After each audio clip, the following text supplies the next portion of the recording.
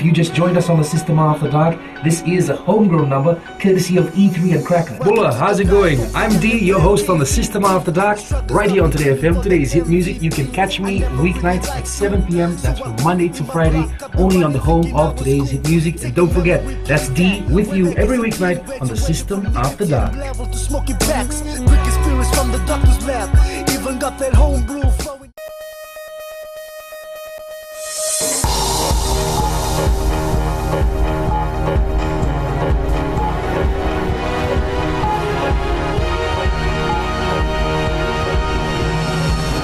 In tonight's bulletin, better days ahead for Australia-Fiji relationship, says Australian Foreign Minister Julie Bishop.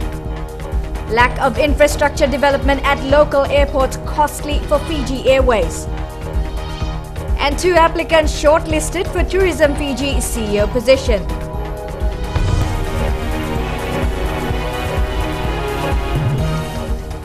Thank you for joining us. I'm Amrita Priyadarshini and this is FBC News.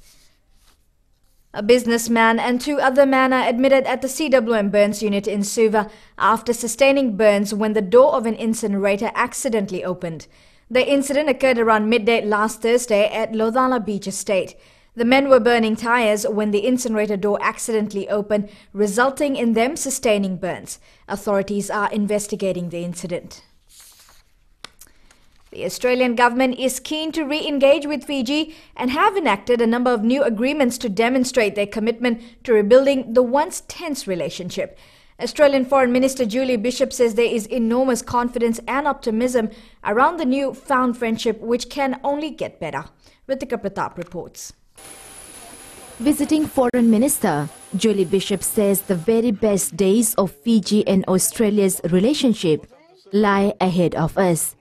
Amongst a number of bilateral agreements between the 2 governments, Australia has also included Fiji with other 38 countries in its new Colombo plan. Under the original plan, Australia invited students of other countries to study at their universities. However, this has been reversed in Fiji's favour.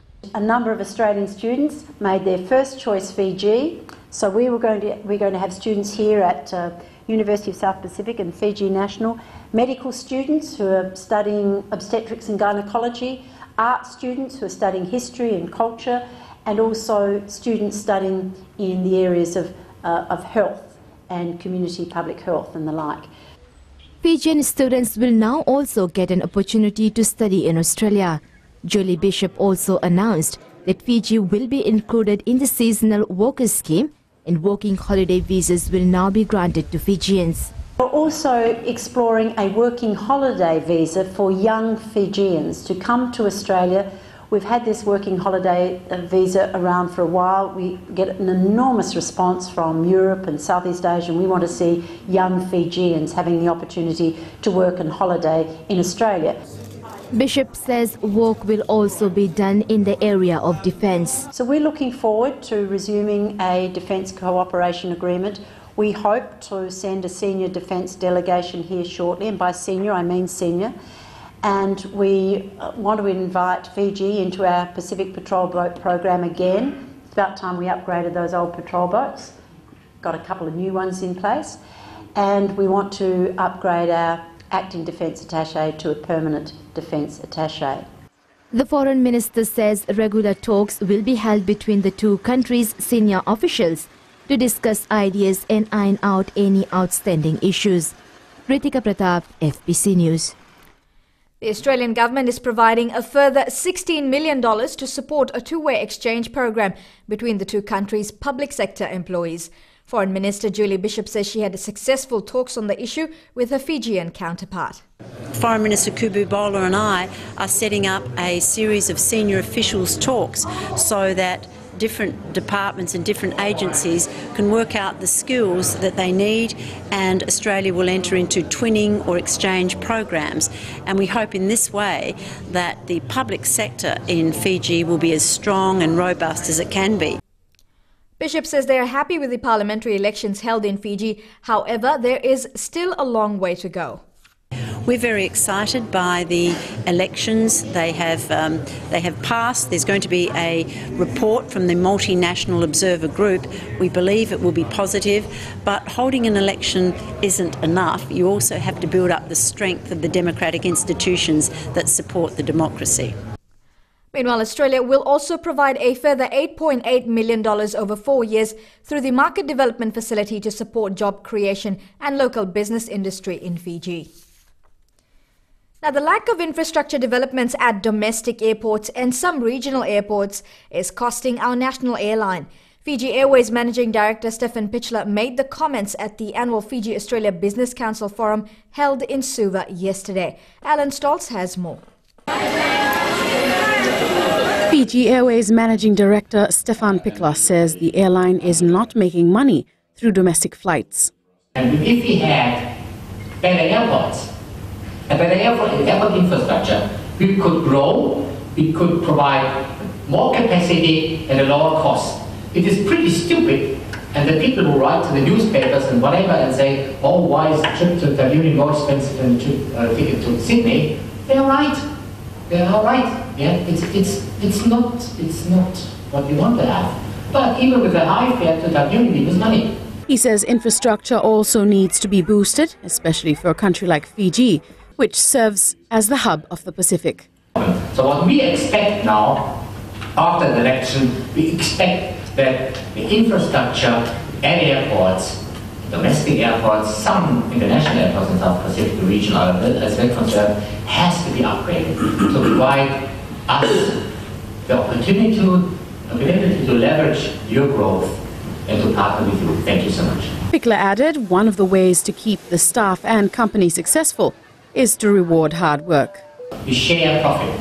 So part of our profit is at the kitty, and we distribute it to everybody, and we try to distribute it in a way that it is an absolute amount, not a percentage, because it has to be, because the guy who, whatever, the person who cleans the kitchen should have the same amount as the pilot, which is a big incentive for the low salary earners, and that's beautiful. That's not socialism. Socialism is smart because it keeps everybody motivated. The national airline hopes that improvements to infrastructure and airport upgrades that are already in the pipeline will come to be soon. But for the meantime, it is focused on improving service delivery, quality and keeping costs as low as possible. Ellen Stalls, FBC News. Tourism Fiji will appoint a new Chief Executive Officer by early next year. The search for a new CEO started in August and 2 candidates have now been shortlisted for the role. Christopher Chand reports. Tourism Fiji will appoint a new person to lead the organisation following the sudden departure of Rick Hamilton in May this year. We have started, I think 2 months ago, a search for a new CEO, and this is now in the final stages. We have shortlisted 2 very, very strong candidates. It's a huge step upward from where Fiji Tourism has been. In the last 3 years, Tourism Fiji has had 2 different CEOs, both leaving the position. Ken Freya has been acting CEO for almost 6 months. Ken has been the marketing director, but we look for a CEO who has the overall strength and overall vision and overall strategy to put Fiji Tourism on a new level of performance. So we look to the top of the industry. Pichler says the board will complete the interview process in December and an appointment is expected to be made by April next year. If you have a strong leader, he gets a strong team. People want to work for a strong leader. If you have a weak leader, you doubt a little bit. You're there, maybe you don't feel strong enough to change, whatever, but you don't join a weak team. Everybody wants success, so everybody wants to be part of a winning team. There is hope the new CEO will have a long-term commitment to the role and a vision to further Fiji's tourism ambitions. Christopher Chand, FBC News. Coming up, traditional chiefs and villages to undergo leadership training to better manage natural resources.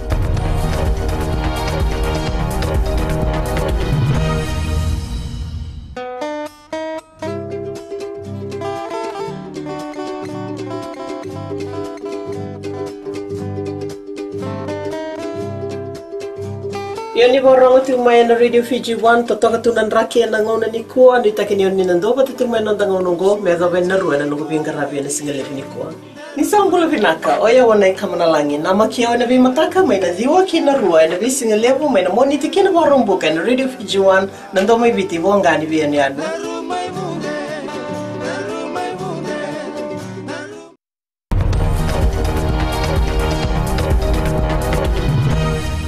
Welcome back to FBC News.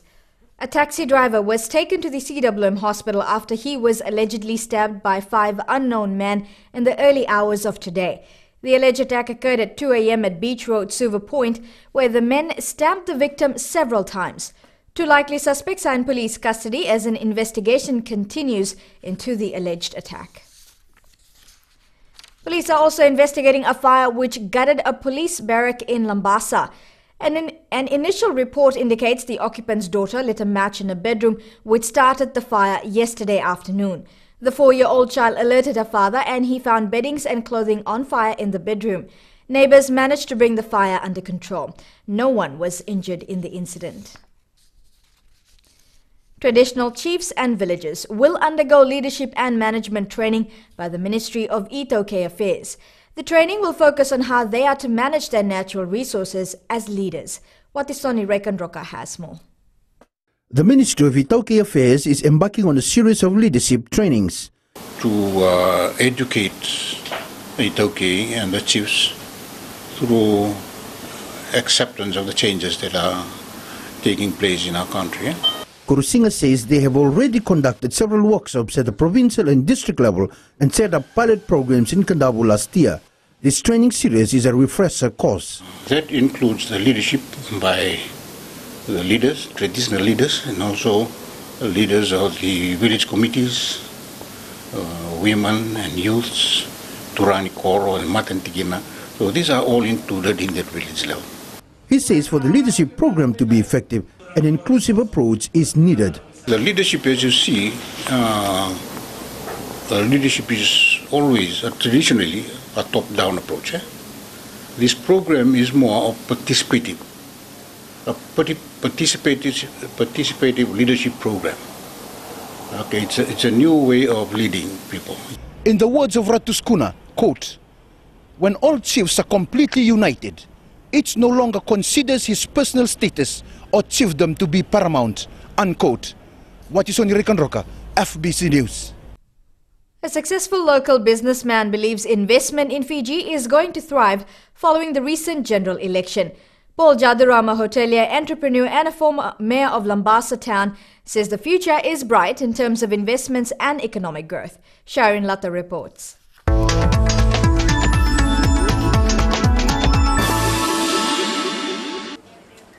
Jaduram Investment Limited director started his journey in the business sector more than 40 years ago. I've done my electrical engineering in London in 60s. My father wrote me a letter saying we are building a hotel, come back please. So I came back in 72 and we started the Hotel Takia. After a few years, I leased from the company, a family company that we've had. And from there, I never looked back. Jaduram says the family business is sustained with the help of his 3 children. Reshaped my building in Lambasa, which was had 6 shops only, and I've created into a shopping mall within the same area. I have 18 tenants now.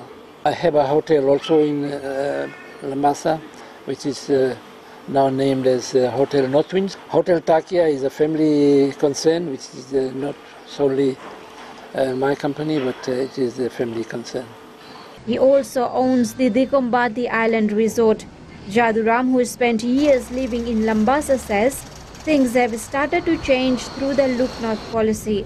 He says a lot of developments are taking place, but the lack of employment opportunities is a hurdle. Lambasa needs to have more bigger factories, more employment opportunities, which I have been saying for a long time that we need to have more factories, bigger factories. They employ thousands of people, we have sugar mill, we have timber mill, we have civil servants.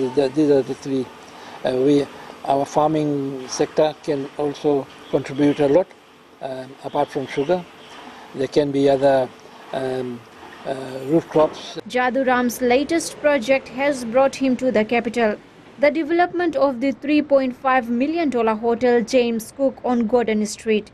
It's a venture they have been working on since 2012. Getting a land was a difficult problem, as you know, that we have paid a substantial amount for this particular land. However, we felt that if we delay it longer, the price of land will keep rising, and which it did. And then we just took this land, whatever the seller wanted. The hotel is expected to be completed next year, adding to the economic growth Jaduram speaks of. When completed, James Cook will be a 5-story, 40-room complex, providing employment opportunities for many and adding yet another chapter to the Jaduram legacy. Sharin Lata, FBC News. In sports news, the unknown Tovelair rugby side takes out the Coral Great 8 Sevens tournament. And Nandi Barracuda Swimming Club celebrates title win.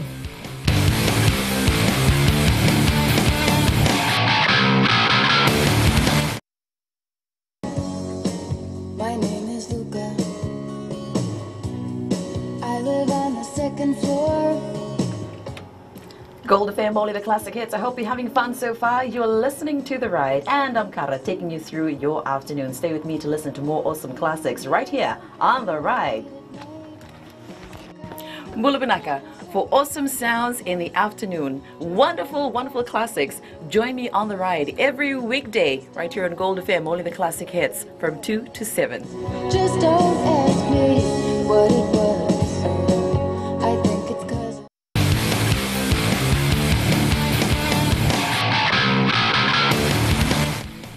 Welcome to FPC Sports. The unknown Tovelair rugby side proved to be the surprise package at the Coral Great 8 Sevens tournament, defeating Tamandamu to claim the title. The side featured several Narangah provincial reps who were looking to add another silverware to their already full trophy cabinet. Chalendo Dakadaka has more. Tovelair came into the Great 8 Sevens tournament a virtually unknown side, ousting defending champions Wardens Gold in the semi-finals and beating the Setefano Dakau-led Tamandamu in the finals has elevated Tovelair's reputation as a team to be reckoned with when the Bailey's Koroko Sevens kicks off in 2 weeks' time. First, I want to thank the Lord for giving us strength. So, because we were playing 15s, then we suddenly came to play 7. We trained only in 1 week, so it's a little bit difficult to play 15 and play 7s, but we thank the Almighty that we reached the final and play a very strong team like Tamandamu, who had success of some greatest Fiji Sevens players. Now that the 8 teams from the quarterfinals have booked a spot for the Koroko Sevens, organizers are anticipating a rugby feast at Lawanga Park. We just hope that it is now another step up in the next couple of weeks. We're adding in teams from overseas like Waisali Sarevi's team, Rangatoa from New Zealand. We bring in Daveta, who won the Fitness First Central Coast Sevens, Lauli'i Lions from our partner tournament in Apia. So on the men's side it will be very strong, and the women's will be equally as strong. The Aussie Pearls, USA national team, and of course Telecom Fijiana. I think the winner will come out of those 3, but we really look forward to seeing them play. The 2-day tournament gave fans a preview of what to expect when the Bailey's Koroko Sevens comes to town on the 13th of November. Chalendo Dakadak, FBC Sports. Well, the Fiji Military Forces and Fiji Police Force attended a Thanksgiving service at the FMF gym in Suva as a tribute to another successful Sukuna Bowl challenge. A good turnout was recorded at the 1-hour service, which included top brass from both forces. Also present were members of the 2 rugby teams that clash at the ANZ Stadium on Friday. The Army rugby side defeated Police 18-10 in the Sukuna Bowl challenge at the ANZ Stadium on Friday. Renowned sports label BLK has announced that it will sponsor and outfit Team Fiji men and women's basketball teams that will participate in the Under-19 FIBA Oceania Championships next month. Basketball Fiji yesterday signed a sponsorship MOU with BLK that will see the company provide apparel for the Team Fiji management and coaching staff, playing uniforms, training gear and tracksuits. Fiji will compete against regional teams such as Tahiti, New Caledonia, Samoa, Vanuatu, Papua New Guinea, Australia and New Zealand, and the winners will qualify for the World's Under-19 Championships in Greece next year. The Nandi Barracuda Swimming Club celebrated its triumph at the age grade short course nationals with a different twist. The young swimmers came out in the best Halloween costumes yesterday to celebrate what is the club's first national title in a decade. Chalendo Dakadaka has more. It might have been just your usual Halloween party, but these young kids are members of the Nandi Barracudas Club celebrating their victory at the age grade short course nationals last week. And we thought, we'd celebrate in some ways, and it was the swimmers, that actually brought up the idea of having a Halloween celebration to celebrate the BSP short course nationals this time last week when we won. Officials have hailed the solid preparation that the swimmers undertook to achieve this rare feat. We prepared well for these championships. Our kids, when we lost the long course nationals to the Dolphins Club earlier on in the year by one silver medal, we came back and it was the objective for all the swimmers, not only the swimmers, the parents, the coaches were all behind the team. The Nandi Barracudas Club has now stamped its mark as the informed club in the pool ahead of its Suva-based counterparts. Zalendo Dakadak, FBC Sports. Fiji-born winger Henry Spade had a dream debut for the Wallabies as they defeated the Barbarians 40-36 at Twickenham Stadium. The speed star did not score a try but played a hand in helping centre and fellow Fijian Tevita Kurindrani land the Man of the Match award. Meanwhile, the All Blacks also recorded a win today, thumping the USA Eagles 74-6 in Chicago.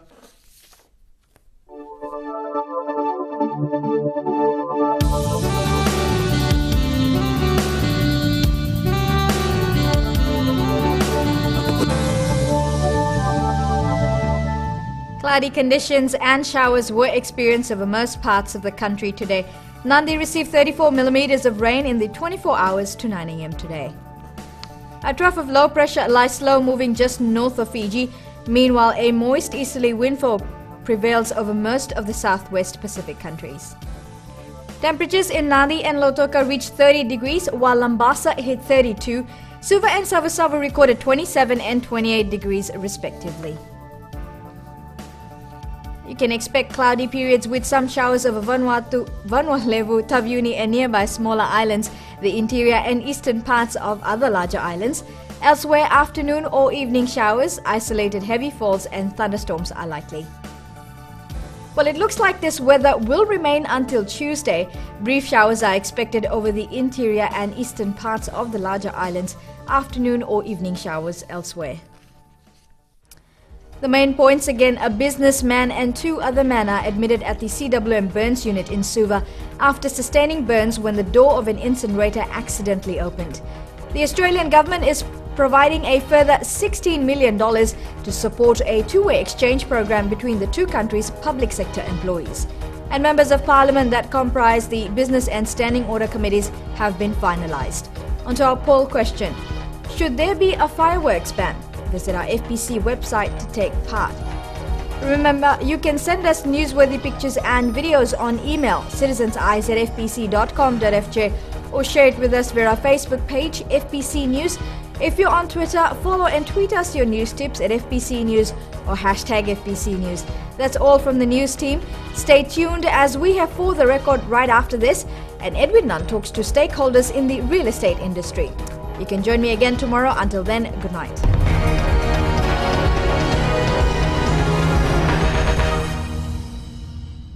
Isang mula na mo ron chumena matagni ko ni rongo ni bibo ko matagni ke misa mo po.